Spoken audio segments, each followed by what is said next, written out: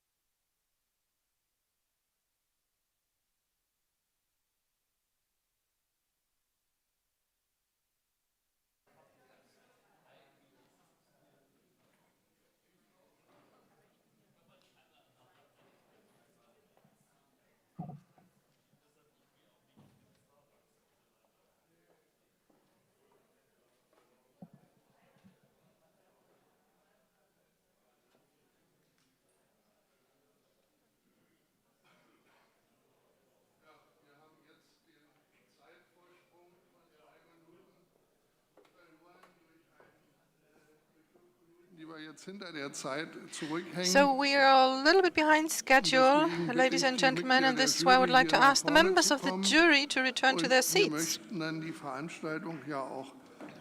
so that we continue with our conference. And now we're going to speak about forced labor in the industrial area of furniture production. And again, I'd like to give the floor to Dr. Sachse. He's going to talk about the particularities of forced labor in furniture production. Dr. Sachse, you've got the floor. Ladies and gentlemen, at the beginning of the 1970s, furniture production in the GDR became an export hit, not only towards the Federal Republic of Germany, but to the whole Western world. The production was geared towards the lowest price segment predominantly. In the Federal Republic, it was the company Lemmerzahl that was the sole distributor of GDR furniture, and the turnover amounted to 130 million Deutschmarks per year. The company Lemmerzahl was a distributor for large customers. Quelle was one of them, 29%, and Otto accounted for 25%, Kaufhof accounted for 17%, Horten 14%, Neckermann 12%, Woolworth 9%, Hertie accounted for 7%, Karstadt 4%, Metro 4%, Bauer 2.5%, Coop 2.3%, Hess and Schöpflin and Kaufhalle with roughly 2% each. This means that all the major mail-order companies bought furniture at low cost via Lemmerzahl. In 1986, 5% of the prisoners were deployed in furniture production. And they produced on behalf of IKEA predominantly for the furniture to be exported to Western countries. Spreler Spremberg 110 prisoners, Polstermöbel Cottbus 50 prisoners, Mewa Naunburg 350 detainees, Sitzmöbel Waldheim 30, Holzverarbeitung Burg 380 prisoners, and the wood finishing works Wiederitsch with 95 prisoners. The health conditions have been described as being disastrous several times. The statement of a Cottbus prisoner, I think we've heard it already. He worked in 2 to 3 shift work, disastrous, inexisting occupational and health provisions. People had to work even if they were sick. Work had to be done with carcinogenic artificial resin. X-ray work was performed of the lung so as to reduce the damage, so to speak, but X-ray was performed without any protection from radiation. In the Cottbus prison, semi-finished products made of Spreller card were produced with machining. That's a product of tissue and artificial resin. There was a lack of exhaust devices, and that led to dust concentrations the prisoners were exposed to for years. Spreller card contains melamine, and according to the Federal Institute of Risk Assessment, in animal testing, melamine led to toxic effects. At the end of the 60s, IKEA had commissioned manufacturing in the Eastern European countries, and this expanded in the 70s, particularly in the GDR, Czechoslovakia, and Poland. The competitive pressure was passed on to the prisoners that had to work under unbearable conditions, predominantly in a 3-shift system. The production units that were most harmful to the health of the prisoners that worked for IKEA was the electroplating plant in the Naumburg prison. Parts had to be finished in an acid bath with a metal cover, and as there was no personal protective equipment, this led to chemical burns and injuries of the eyes. This led to spontaneous work refusals that were punished most severely. And I paraphrase, I was led away immediately. I was chained to the bed with handcuffs on hand and feet. I was put on a restraining suit, nothing else, and 3 times per day I was disconnected from my bed. The other times of the day you are tied to the bed for 24 hours. Ja, vielen Dank, Herr Dr. Sachse. Thank you very much, Dr. Sachse. As a first witness for this industry of furniture production, I now call Mr. Klaus-Peter Simon.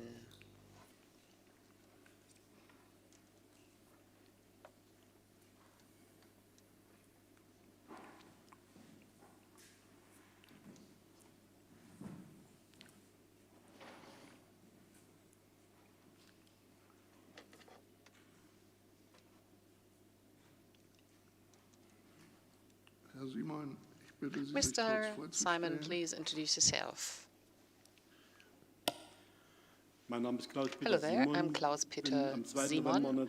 I was born 2nd November 1954 in the city of Oedensleben, where there is a border museum today in Sachsen-Anhalt. I went to school for 10 years.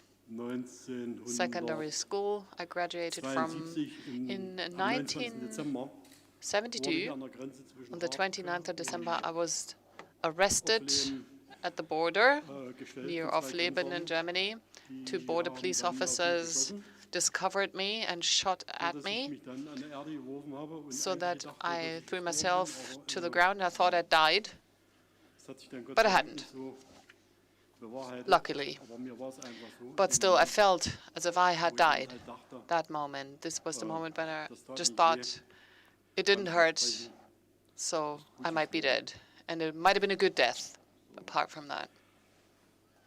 And then came the alarm, the border alarms, with everything that implied, with the equipment they had on the border, and then a whole battalion seemed to come and they deported me. I remember they had gloves on and they hit me in the face. And if you just take your hand and beat someone with gloves on the ear, then you don't see anything at first sight, but my ears were bleeding and my hearing was disturbed. And well, they deported me to the Marienborn prison. They screamed at me and I wouldn't react because I couldn't hear anymore. I was then deported to another place the next day, then to remand custody in the city of Halberstadt, and then the same thing again at remand custody in Halberstadt.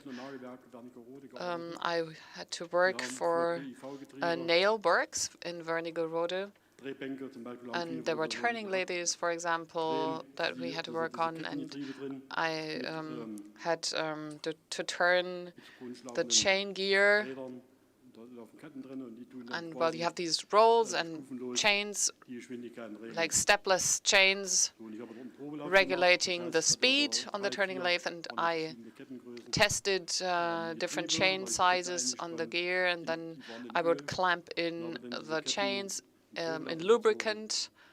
I had to test these chains and whether they were running smoothly, and this is why we would use lubricant, and then we would do a final check and polish, and then the product would be sent to Wernigerode or somewhere else. So this was my time in Halberstadt. Then after my conviction for 14 months of a prison sentence and a lifelong prohibition to ever come near the border again, I refused to do the work because my cell had been searched, and this is when I refused to keep on working. And a couple of days after that, I was deported to Naumburg prison, where I stayed until I was released from detention, and I worked in the nail works. First of all, in a smaller hall, not even half as high as this hall, no windows. And there were chemical steams, and there was all the sort of delubrication work we had to do, taking off the grease of chains and other parts. So the place in which we were was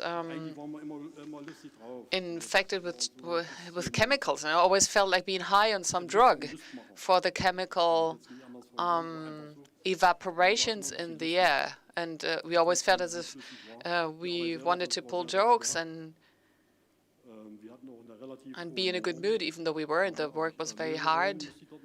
I also had to work in furniture production, and who remembers the old armchairs of the GDR? They had these rolls at the bottom, different rolls to move the armchairs around.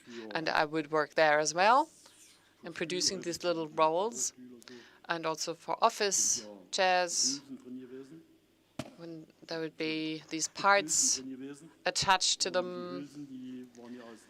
And in there were some aluminum parts. And when the drillings had been done to these jackets, we had to do the milling or the fine polishing.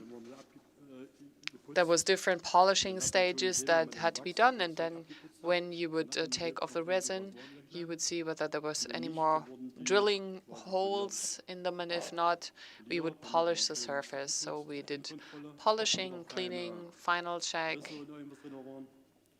and then commissioning would be done, and same thing for the handles, or the entrance door handles. For like a department store, there's different sizes and widths.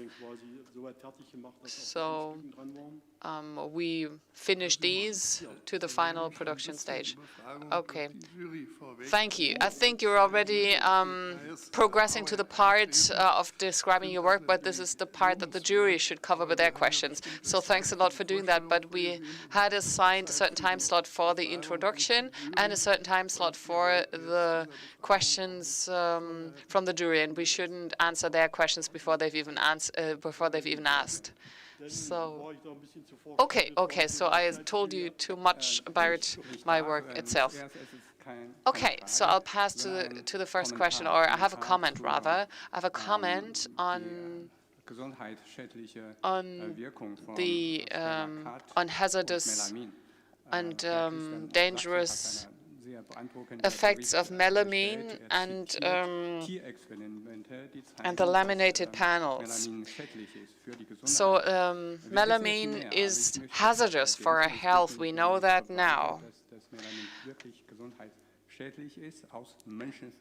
We know this from human tests which were done in China, trials with humans. In 2008, 6 babies died, and 200,000 babies were hospitalized because they had kidney function or renal function disorders. And this happened because in China, baby milk was produced with melamine on purpose. All manufacturers do that, and it seems to be an operational secret of that industry.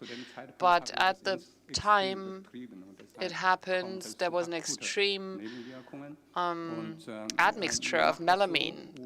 So this happened, and this is done in order to pretend a higher protein content in the product, because the protein content is measured in the finished product, and it seems to be a good milk replacement product when it comes out of the factory. So this way it's been proven that melamine is in fact dangerous and hazardous according to the concentration. It depends on the concentration of whether it causes chronic conditions or even puts an end to people's lives. And after that, Chinese authorities did not react.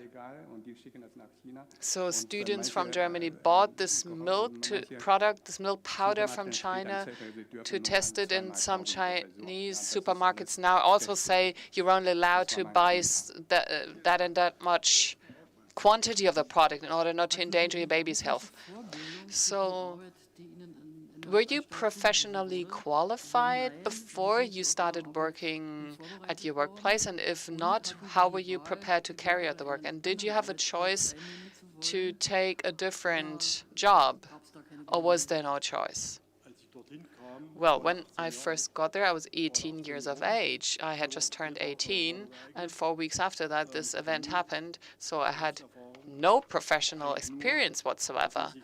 Only, what a teenager is able to do for experience or from the school lessons we'd taken in productive procedures or production technology. So I started on the job. I started to do some punching, or I started to do some drilling, or some welding. And I would work on parts that would be screwed to windows, just like a little bar, and then you would be able to open the window in a certain angle or close it back again. So this sort of a bar part I would produce. This is the way I started in furniture production, and I was able to do this with my manual possibilities, or with my motor qualifications. And then I started in furniture production with simple treatments, and then the clamping work. And I started working on high-speed equipment, and I started to do polishing, including using polishing paste. There was no protection. There was no protective equipment, and it was, of course, dangerous. And if you're young, then it's something you only ever are aware of when you're much older. So I know now that I suffered damage then. And I have had my ear infections also, my eardrum infections. But the true problems only ever happened later. But I was not prepared to start working at that age and not working on that job. I hadn't been trained. So you were mentioning that your work was dangerous and hazardous. Were you taught about health and safety at the workplace? Were there any trainings? Were you warned against some potential damages to your health? No, of course not. Quite simply, you would receive the parts you would work on. You would take a look at the way it was done, and that there was a button where a button was supposed to be. And then you would either be called by your name. You had to tell them your number, or you would be asked for your prisoner's number, and then you'd be asked for your name, and then you would be asked to do certain works. And it didn't mean that if I did one thing the correct way today, I would do the next thing tomorrow. So the preparation for the chemicals that were emanated there was also not there. We wouldn't use face masks to prepare for chemical gases. But no, we'd simply inhaled whatever was there. So the 2 or 3 civilian workers who were there didn't even have to work much, and just standing around. And the guards, too, would find a different place to stand or to wait. But we weren't able to back off or move away from the danger. And personal protective equipment, like suits or shoes, yes, we did have in part, but it was more important to us to find the way to do the work. And then we went to the nail works, into a hall just like this one, maybe 3 times as wide, not as high as this one, no windows, as I said. And the ventilation system for the exhaust air was relatively small so that no one could escape through the ventilation flaps. And the fluff from the polishing was supposed to be extracted so it wouldn't stay in the air all the time. And of course, when your roll, your polishing roll would heat up too much, then fires would also happen. But fire extinguishers or fire extinguishing equipment wasn't there, and there were no escape routes because they were fearing that people might escape if they were there. But, well, a true training for a job certainly looks different. Okay, thanks a lot. So we now have another 5 minutes and 4 claims for the floor. I will read them by order. Mr. Haidt, Mr. Smith, Ms. Pinarova, and Professor Schumacher. So please be brief. Mr. Haidt. First question, the composition of prisoners in your prison. You were 18 years old. How about the others? And then your body, the consequences to your body. Okay, first question. I was 18 years old. I was the youngest at the time I was there. And then there were a couple of other prisoners in their 20s. Most were in their 30s. Up to 70 years or 75 years, I think, was the age of the eldest prisoner. But I was the youngest, to my knowledge. I was a young man amongst many adults. And bodily harm or permanent damages to my body, well, because of the fact that I was shot at during my arrest, don't imagine it as if it was just on TV. If you've seen this on TV 100 times, then it's really not the way you experience it yourself. It was more sort of mental damage sort of thing. I noticed later on that something had stayed with me from the time I was beaten up, and in the 1980s or until the 1980s, I sort of coped with it. And then later on, I found out, and then I had to come to terms with it and ask myself, why is this happening, and why am I suffering these consequences? And in the remand custody, I had to take some drugs because I was suffering from a certain fever, and I simply wasn't put on medication when I had this fever. And then, well, the fever was more like an irritation on my skin or a skin condition. And at nights, my other inmates in the cell pushed a button and somebody came in and brought me to an individual cell, and eventually a doctor would come totally furious and angry. I don't know why he was so angry. And I was told to sit on a chair where they tied me to the chair. And then there was these pills, and this was like a little bit acid, this sort of medication. If you were to chew it and swallow, then you would feel the acid in your throat. And then they simply blocked my nose and put this medication in a little glass and made me swallow it. And then they gave me some syringe, I don't know what that was. It's some injection, and then I was unconscious for some time. I don't know, I was sitting on a chair. I don't know how long I was gone for. And eventually, just before getting up in the morning, I was back in my cell. So these were the things that happened. And today, I'm aware of the consequences. My bones are suffering injuries, my voice, my throat, and my mental health isn't at its best. But I noticed that straight away when I was released from prison. Because I used to be very athletic, and I was to be able to jump into the water from heights from 5 or 7 meters. And when I was released from prison, I wasn't able to jump in the water, not even from half a meter. I can't do this to this very day. I can't jump into water from any sort of height. It's impossible. So that's a fact. In 2013, I filed for my condition to be recognized, and it was rejected.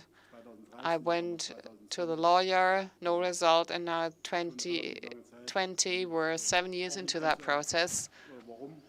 So of course you can wonder why,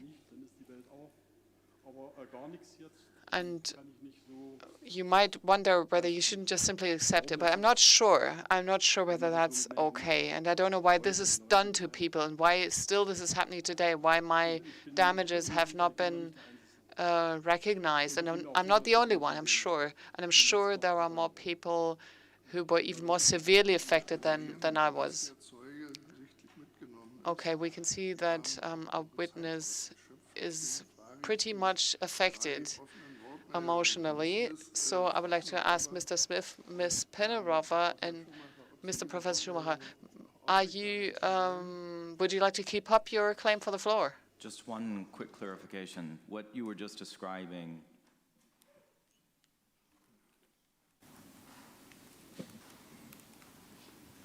just quick clarification on what you were just describing regarding the medicine you were giving and the injections. That was prior to your time at Naumburg. Is that correct? Exactly. This was in remand custody. This was the first phase of my time of arrest. So arrest, remand custody, conviction, and then the prison eventually. Yes, so this was in the first phase. And then you mentioned that during your time at Naumburg, during your work, sometimes you would get a sense of feeling high due to the chemicals that were in the air. Did you or any of the other prisoners there experience illness as the result of that? Or did you or any of the other prisoners you were working with, did you have an injury, and how was that responded to by the guards or the prison officials?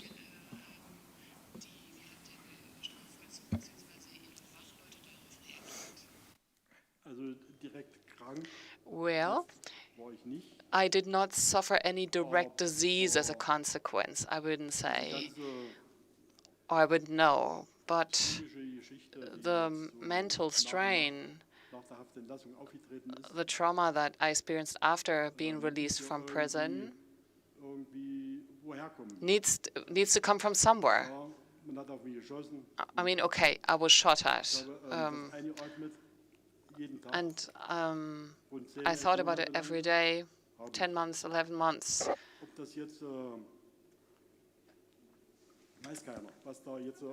But nobody knows what the direct consequences of that was. And then I don't know whether the time I fell over, whether that was a consequence of having been shot at. But, well, I wouldn't know, really. And accidents, by the way, were of course normal. I mean, this would happen to everyone. But, well, me personally, I was not affected. I did not suffer any severe accident. I wouldn't be able to report anything like having a finger cut off. It did not happen to me. It was just more vague sort of expressions of a consequence. Okay, so I am very sorry, but I would like to interrupt the hearing now because we have taken 15 minutes more, because I know that when we're generous with the time, then we will be sitting here until deep in the night. There's so much to listen to. Thank you very much, Mr. Simon, for your statement, and I would like to ask Alexander Bauersfeld to come to the stage. Thank you.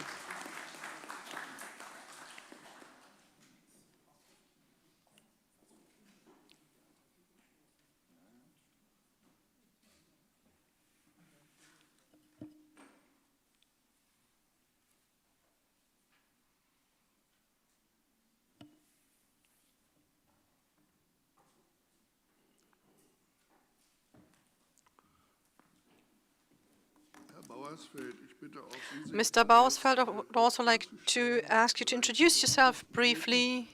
You've got 5 minutes approximately before the jury starts with their interview. Of course, I can just give you a glimpse of my life because I can't depict 72 years of my life in 5 minutes. And I have to tell you that when preparing for this seminar, I thought a lot about the points that would be essential. And I remember some event when I was 13 years old. I had an accident and I was in hospital for several weeks. And at night I used to hear women cry, and I asked the nurse, who is crying? And she told me the following: there's a soldier of the National People's Army. He had stepped on a mine and the mine had cut away the 2 legs. And this really shocked me because on the 13th of August, I had heard on the radio that we've all been imprisoned. That was the moment when the Berlin Wall was built, when the border was closed. That was a shock, something that shocked me for life. And this showed me very clearly that it's a regime of injustice. And this is why I used to react in a very sensitive manner when politicians from the left-wing SED call into question the system of injustice. It was injustice to allow for a young man to step on a mine. The mines had been put by the Soviets. The plans where the mines were located had been destroyed, so the soldiers didn't know where the mines had been placed. So that was injustice. On the 21st of August in 1968, during my basic military service, I was at the National People's Army, and you had to do military service, otherwise you would have been imprisoned. I heard reports about Prague, the occupation of Czechoslovakia by the Warsaw Pact states, with some few exceptions. And I became aware again that this is a state of injustice. And our officers told us that we should defend ourselves against attacks of the Army of the Federal Republic of Germany. And I didn't believe that, because I was very much in favor of the US and the Western democracy, because I could tell the difference between freedom and dictatorship. The 21st of August of 1968 impressed me so much because I was afraid that this could be the end of my life. I wasn't even 20 years old, and war was looming on the horizon. That was the reason why I turned to the church, and I found something that was hardly existing in the GDR: openness and honesty. Discussions were possible, open discussions were led, and questions were answered. And that led me down the path of confrontation. I'm not a victim. Very intentionally, it was that I decided to act against the GDR, and I stand up to that, because I noticed very early that it was a socialist dictatorship, and the regime wanted to force people to accept that, quote, religion of theirs. I was arrested because I had been involved in peace work, and my wife was arrested as well. We were forced to divorce during our imprisonment, and the Cottbus prison is something that I perceived as being a horrible place. But it was the right consequence for me, because the prison was called New Germany, and when you went through that prison premise, there was the newspaper of the Lausitz Rundschau and Neues Deutschland that was close by, and this prison was Neues Deutschland, New Germany. And that really moved me profoundly. And ever since then, I had thought that the Nazi dictatorship had been the worst dictatorship that existed. But when I read my Stasi files, that stated that in the case of doubt, could be killed. I realized that both dictatorships, both regimes,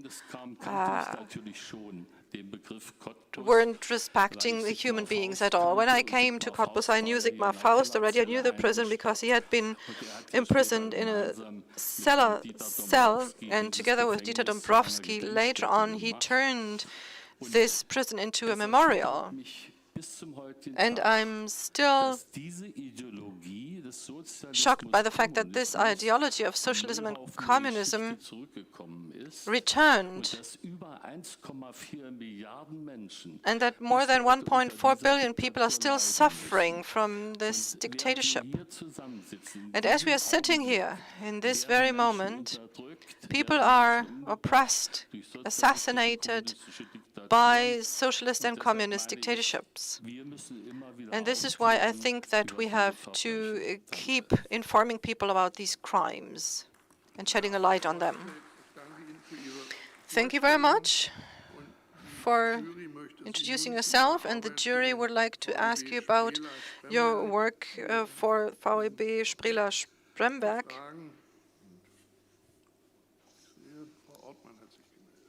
Ms. Ortmann wants to take the floor. You were sentenced. You were a criminal in conformity with GDR law. Was there a section in your sentence that you're obliged to carry out work in prison? No. I was sentenced according to section 19(9, traitorous information transfer. No mention was made of having to work, and I was informed that I have two possibilities right away when I came here, either to work or to be kept in arrest, in isolation. And I was very affected by the forced divorce, that I had to divorce from my wife, and I was quite happy that I was allowed to work. But you didn't have a choice to accept a certain workplace or refuse it. You had the choice to either be under arrest or to do the work. Yes, that was clear. That was quite evident.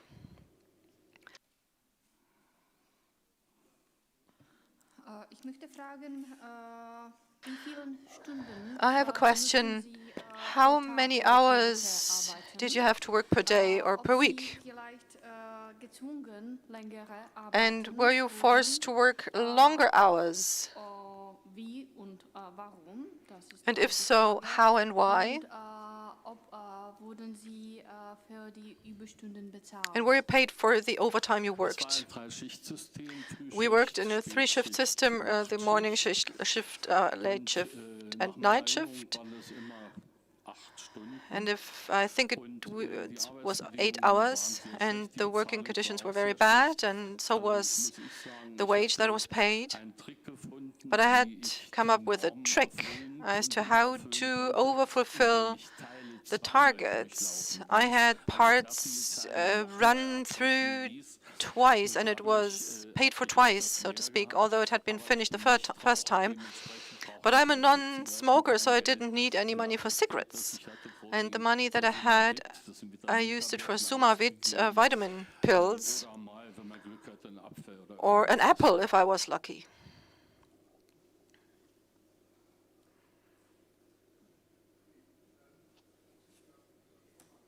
Microphone, please. I have a question. In 1990, already you were rehabilitated by the court, and then you initiated an administration procedure right away, and the statement here is just without result. What did you try to achieve? What did you claim in terms of consequences from your imprisonment? And it says no result. Was that in 1992 already? No, that was a compensation for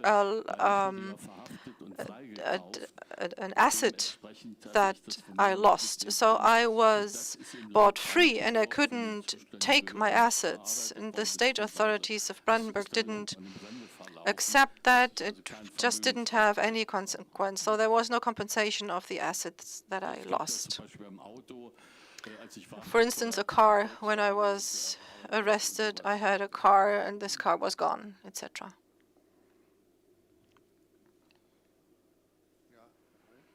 Mr. Haidt?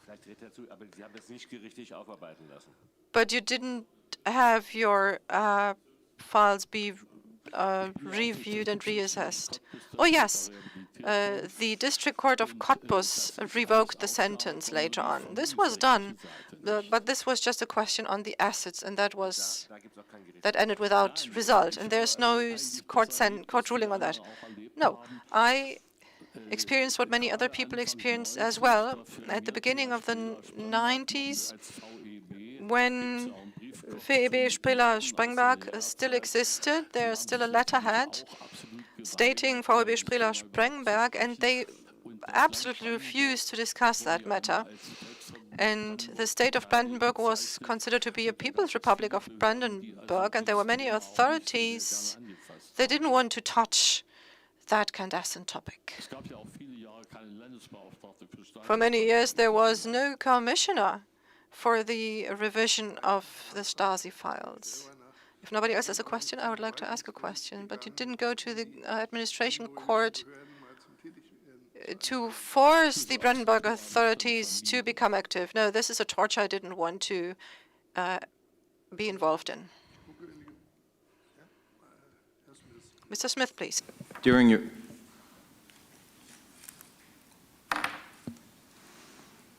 your time in the prison here, did you experience or did you witness any degrading or humiliating arbitrary treatment by the guards or prison officials, either to yourself or to other prisoners? And if so, could you provide an example of that?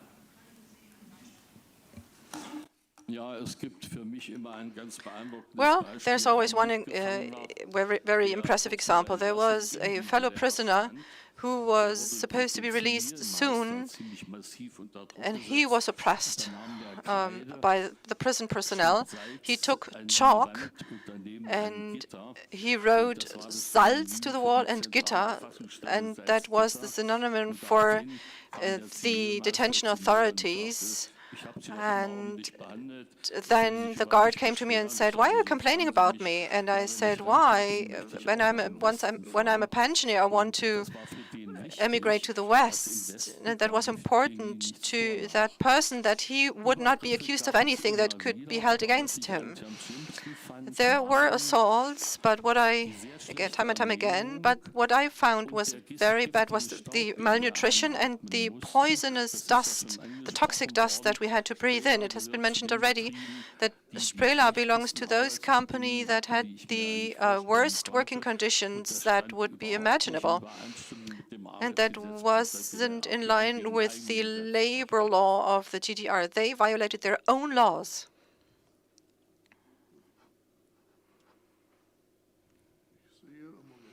I don't see any other requests for the floor. So we've also used the time that we had. And we are back on track time-wise. And I've just been told that we could dispense with the break that's supposed to be. Now we would turn to the mining industry. So no, we're going to have a break because the interpreters kindly insist on having that break, and we're going to start again at 12:10.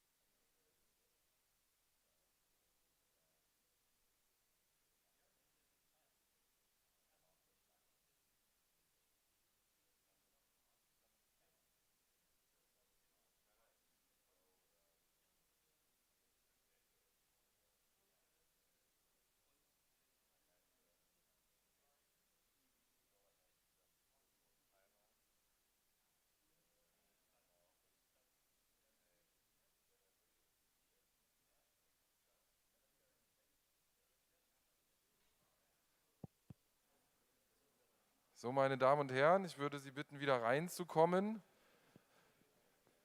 damit wir die Zeiten einhalten können. Ladies and gentlemen, please come back in. We would like to Die Plätze einnehmen. resume the meeting.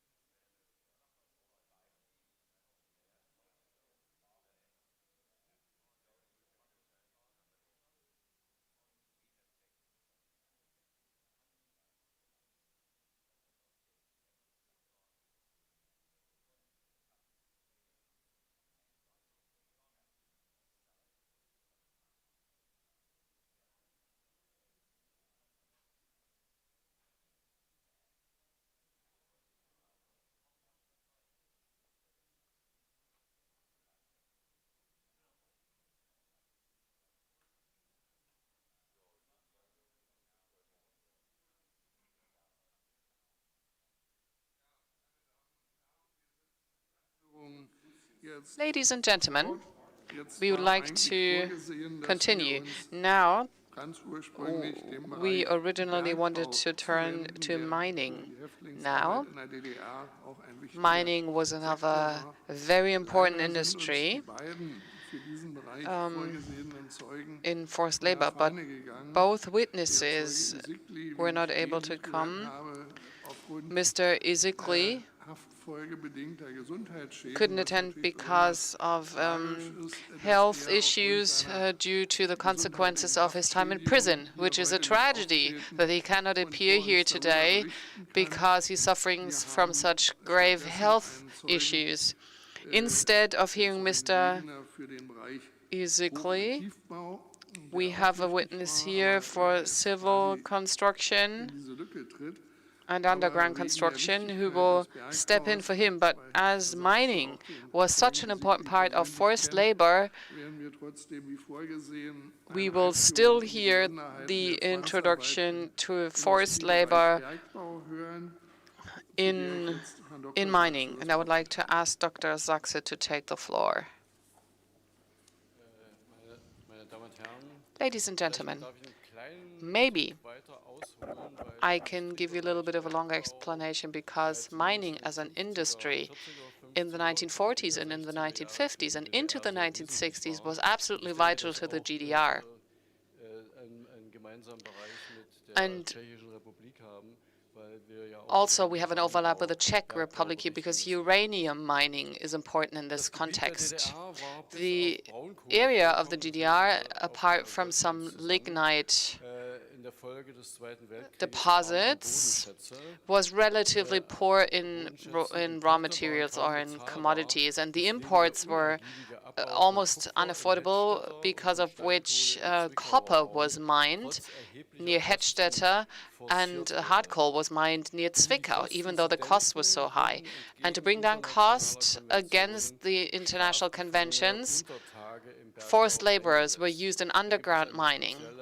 There is an international convention, an international agreement to not use prison laborers in mining, which was largely ignored, just like in the Soviet Union, because the whole Gulag was penetrated by the use of forced laborers in mining, and this convention to not use prisoners in mining was just simply ignored. In 1953, a committee of the UN ECOSOC committee criticized the deployment of prisoners in the uranium mines in the southern Soviet occupation zone of the GDR. And we can say that the Czech Republic, on that note, was also using their own prisoners and had also deployed them to that area.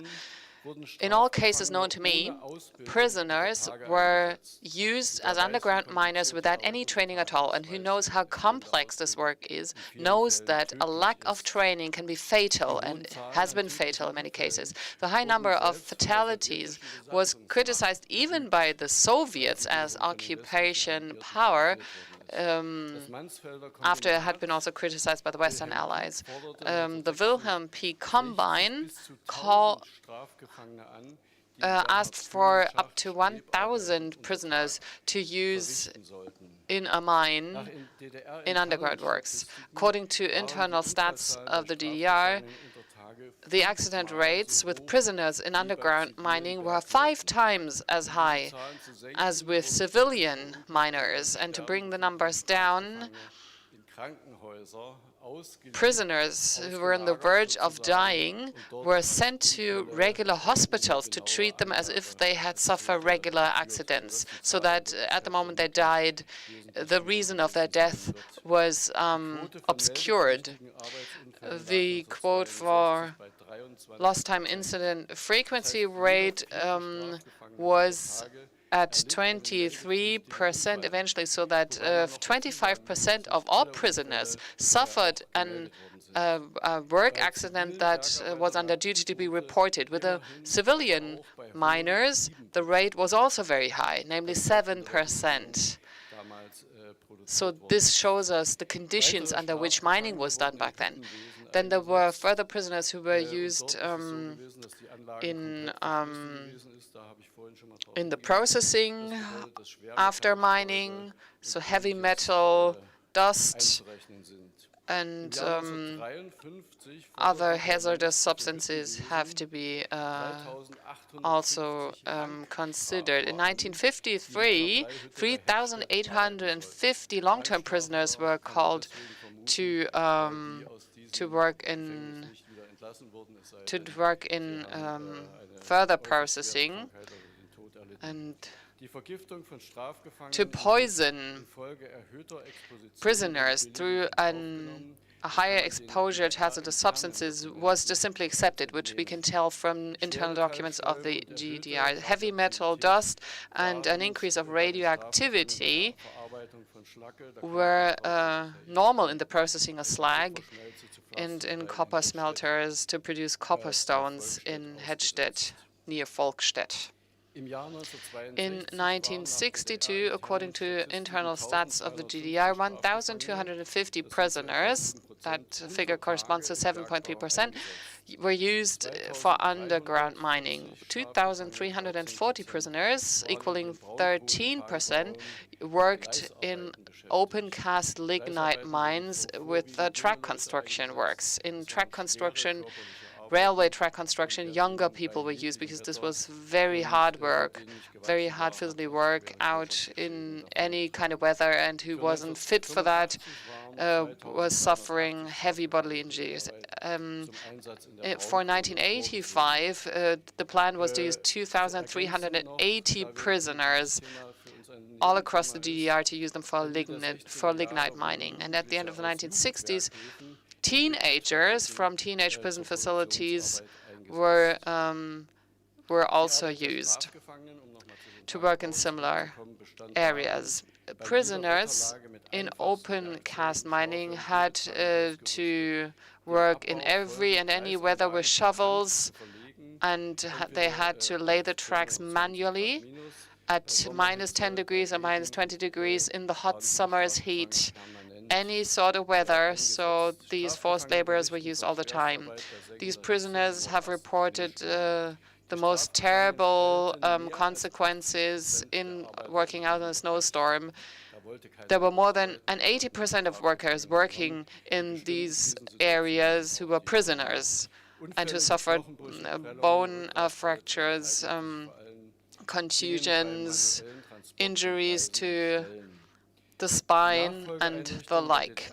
The subsequent facilities following the GDR's lignite operations, like Vattenfall or Mebrag, the companies who do the mining today, signaled they were interested in talking to the Union of Victims Associations, and we are hoping to speak to them. In a second step, I would like to tell you that Mr. Isikli has told us something that he has told me repeatedly, because I know him quite well, him being a time witness.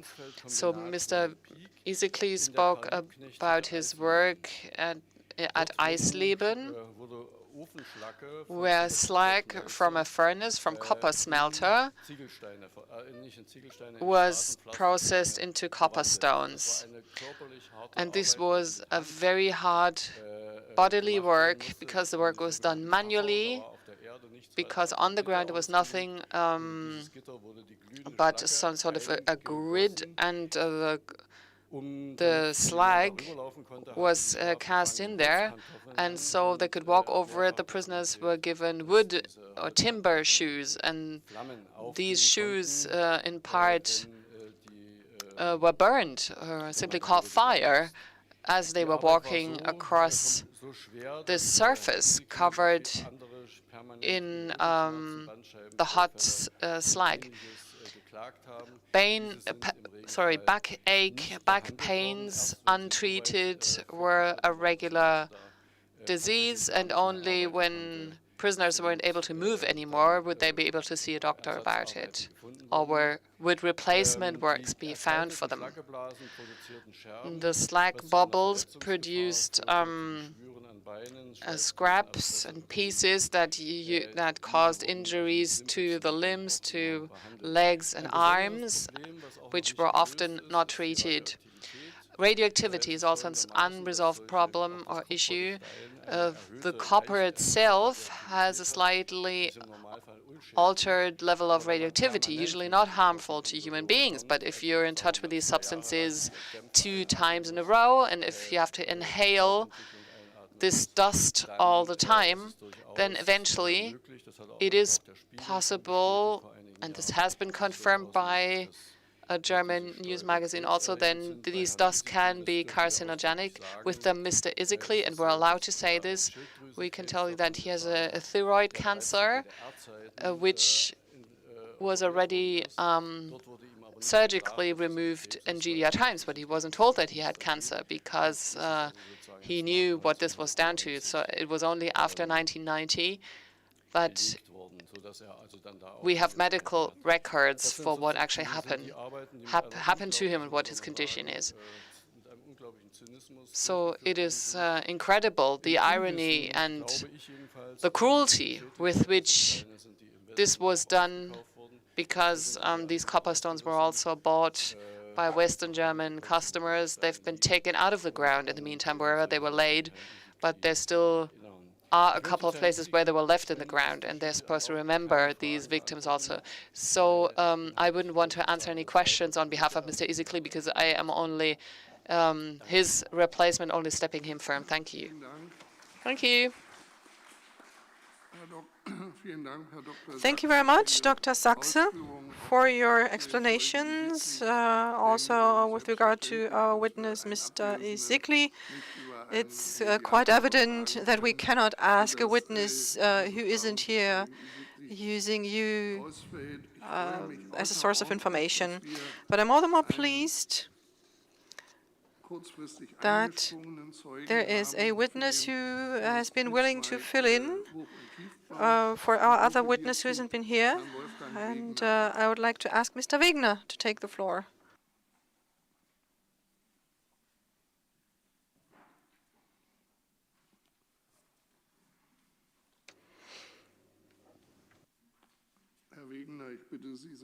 Mr. Wegner, may you introduce yourself briefly? You've got 5 minutes, and the jury will then ask you questions on your activity at Stralsund.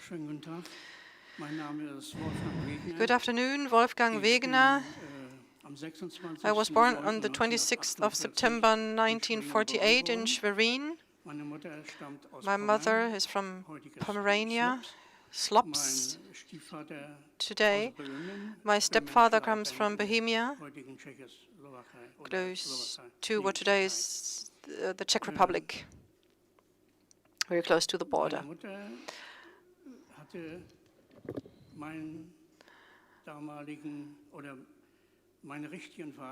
My biological father came from the Ukraine, and he worked at the Red Army as an interpreter, and she met him. And it was a one-night stand, and I was the result. I never met my biological father. But 1 year later, my mother met my stepfather, who came from the Sudetenland. And 1 year later, my sister was born. And the social welfare office turned to my mother and my stepfather. My mother had given me to a shelter or a residence because I had been very sick, and she wanted to have me back. But my stepfather also wanted to have me back home, although he was severely sick as well. So they wanted to have a son and a daughter, and this is what happened. In 1953, I was a little boy. I witnessed the popular uprising on the 16th of June 1953.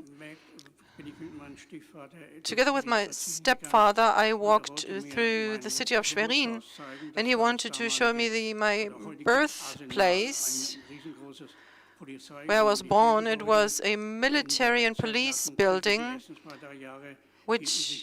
where after the war, 4,000 refugees coming from Pomerania, Silesia, and other regions, they had been accommodated there. And I asked my stepfather, what cars are there? What are the people here? What people are they? These are Soviet soldiers, he told me. And at age 5, I couldn't understand what that meant. Only later, at age 10, my grandfather gave my life a direction. He was in Stalingrad during the war. On the Russian side, he couldn't get out with Walter Ulbricht, and he was trapped there, and they were supposed to surrender voluntarily to avoid blood shedding, and so there was a committee calling for that, and he followed that call, and he was released from being a Russian prisoner of war. So he came back earlier, and he explained me what the popular uprising was, what it meant, so I understood it a little bit better. In from 1956 to 65, I went to school until 8th grade, and in 1965, I started as an apprentice to become a fitter, and with excellent results, I passed that apprenticeship. Then I started working for the Schwerin Combine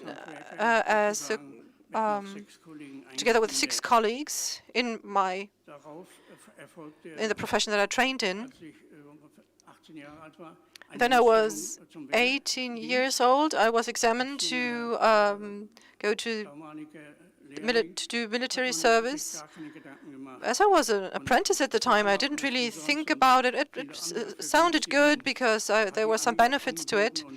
So the army offered us some benefits, like taking out your driver's license without paying for it.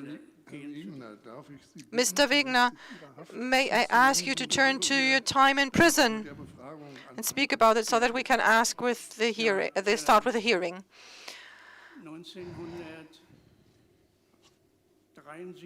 In 1973, on the 7th of November until the 30th of June 1975, I built my own prison in Stralsund.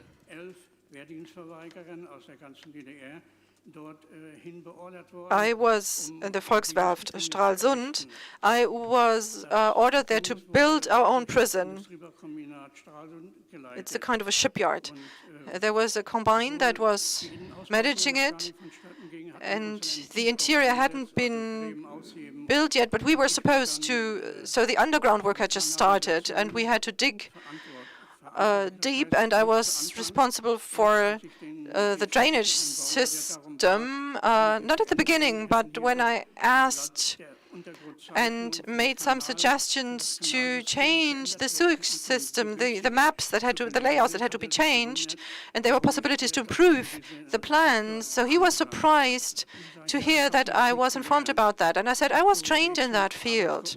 And this is how I was promoted and was responsible for 20 workers that were in charge of digging the sewage channels, the canals. So this is a good point to start with the questioning process. So I would like to ask the jury members to take the floor. So I would like to know the following. I might not be able to say a lot about that. Did you witness any refusals to work? Did people refuse to work? What were the reprisals? How was made sure that the people would work? Can you say something about that? Well, the most severe case of work refusal was the following. There was one prisoner who for 164 days was in the bunker. And imagine, it's a cell 2 meters by 2 meters, smooth concrete flooring, a bed, and a stool. It's like a tiger.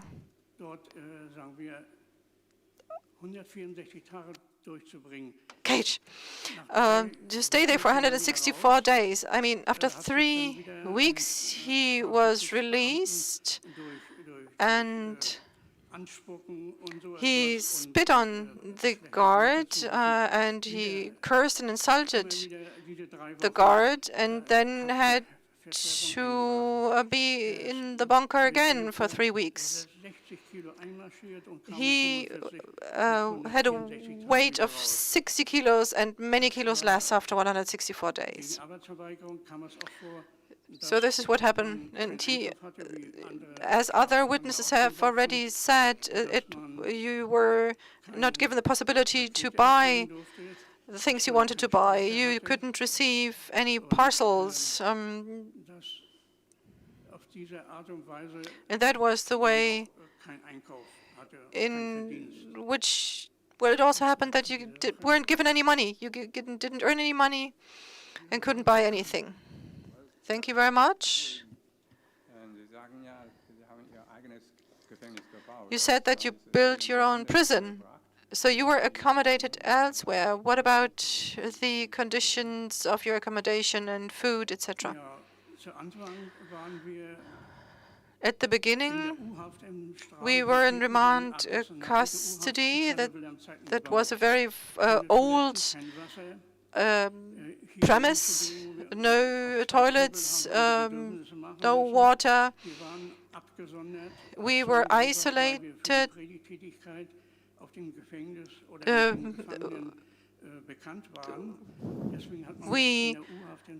During the remand custody in Stralsund, we were given a floor of our own, 2 cells with 6 prisoners each. But there were other cells that were vacant, 8 more, so we could have had less people in one cell, and the floor couldn't be accessed.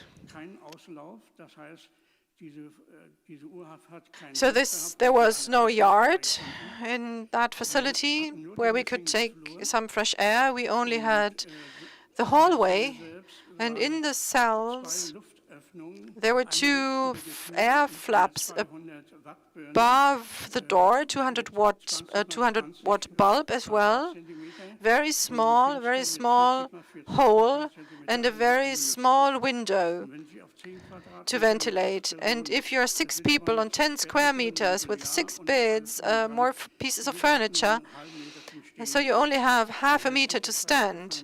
And half of the prisoners were on the beds, and the other 3 prisoners were moving around. We just had a little bit of water to wash with a kind of pot where we had the water. And the heating device we had, there was carbon monoxide coming out of it, so it was basically toxic, so we didn't really heat the cell.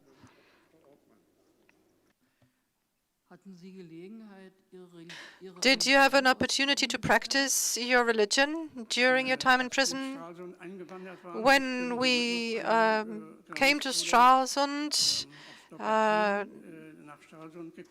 I came with another Jehovah's Witness, and we were not allowed to read any religious books. We consider that the Bible is our religious sword, and we didn't have access to it. And then there was another prisoner. He was with the Marines.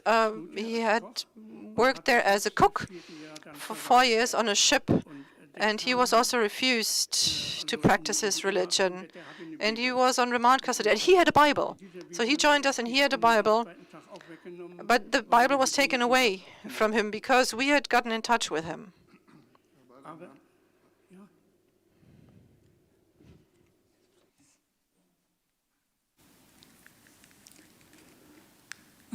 So you or your colleagues, any of them tried to improve your living conditions, or in case they punish you, was there any consequences about it?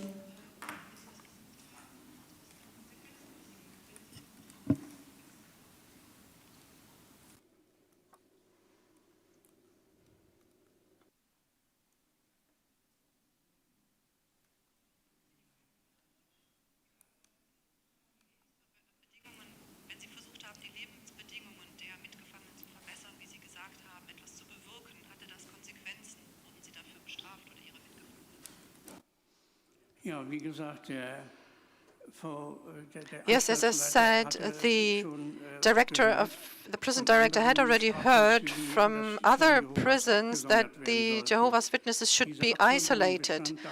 And this isolation consisted in the following. We were working in a special brigade, working brigade outside of the prison. So this is how we ended up in the island of Rügen.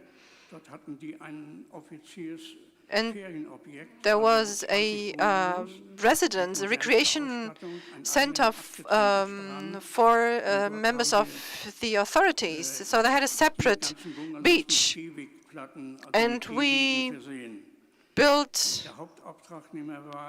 things in their recreation center. And there was a commissioning company, a cooperative, and we had to erect tents for them. That was between January and April. The administration of the cooperative came to us with their prison guards and with the staff of the prison, and they asked us to become a member of the cooperative. And because we had created such an added value in 3 months, we were really great performers.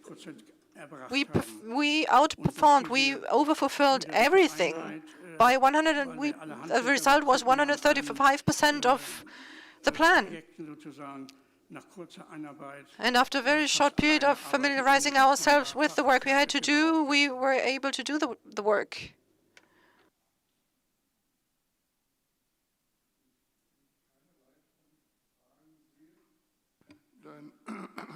sind wir mit Ihrer Anhörung. So this concludes the hearing. Thank you very much for your comments and your statement. And now we're going to start our lunch break.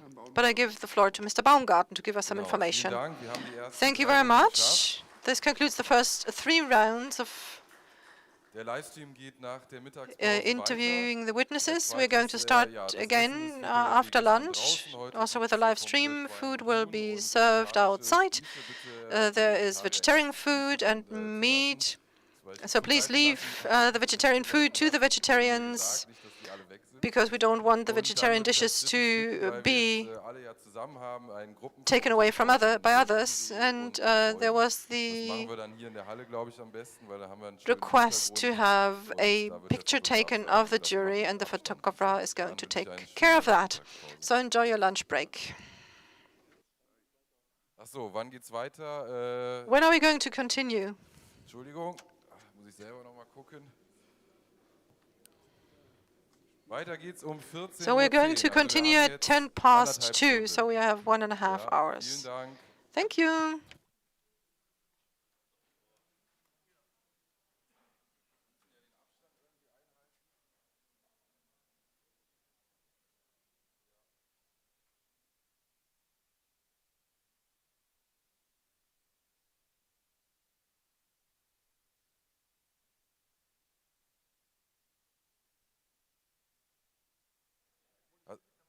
Ja, also die Zeitzeugen bitte auch gerne nach vorne kommen.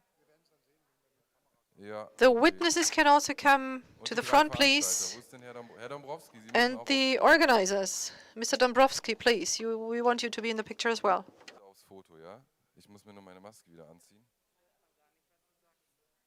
Ja, das wollte ich auch gar nicht. Ich wollte nur mit euch beiden. Nee, das mit Abstand.